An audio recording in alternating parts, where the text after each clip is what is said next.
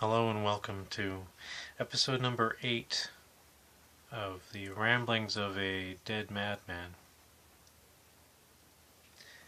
This one is from the Madman to a Dimajad at president.i.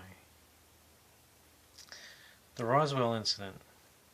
This has been the biggest mystery in the US for the past 60 years, till today, when I am revealing it right now before your eyes.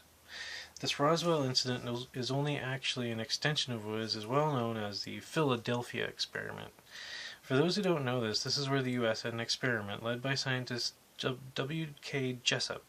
This was originally supposed to create an electrical cloak around a warship so that it would not be visible. In theory, this could happen,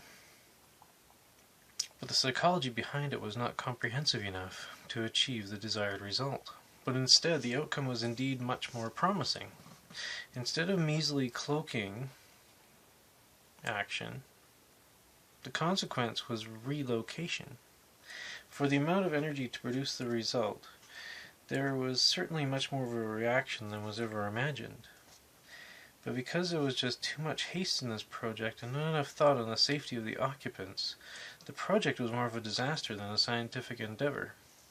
The result was that all those participants in the boat were indeed affected by electrical radiation, depending on where they were on the boat at the time. Each acquired slightly different results.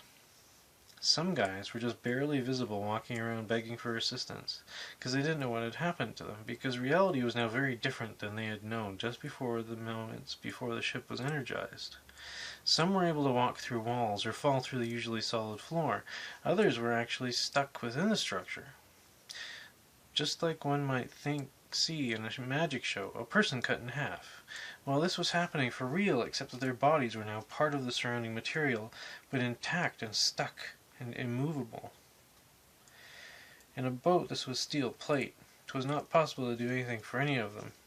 For others, some were seen in certain recognized bars that they indeed were known to have had preferences for. In other words, these were experiencing similar effects that are well documented to happen to ghosts. This experiment didn't go well with the Navy or the public that witnessed this. However, this showed great promise. So another experiment was started inland, Area 54. Then came the time for the live testing. Somebody thought of using some troubled individuals in those internment Japanese camps. So half a dozen were picked out, placed in this prepared heavy-duty pipe. This now craft, because it is about to transport these unlucky Japanese bunch some distance, gets energized and does take off and disappear. Again, the result of haste was not factored into this experiment, and the craft lands many miles away in the town of Roswell, in a field. Those who first saw this incredible happening were quite puzzled and called a law than the Army. As soon as the tube was located by the Army, it became instantly a point of top secret. Next comes the cover-up stories. Some farmers actually saw these aliens. Aliens was the correct title for these hapless Japanese bunch because none of these locals had seen a Japanese person before.